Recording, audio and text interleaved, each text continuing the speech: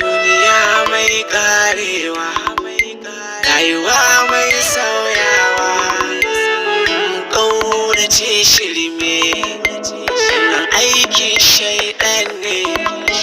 A cikin watan Ramadan, da ibada dangina, mu ƙaurace karya.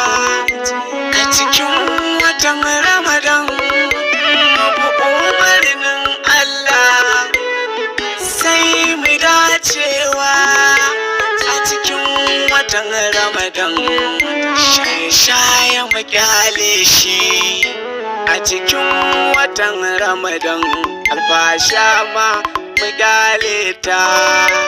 A cikin watan Ramadan, mai aikin alkhairi. A cikin watan Ramadan, mu bayin aikin shari.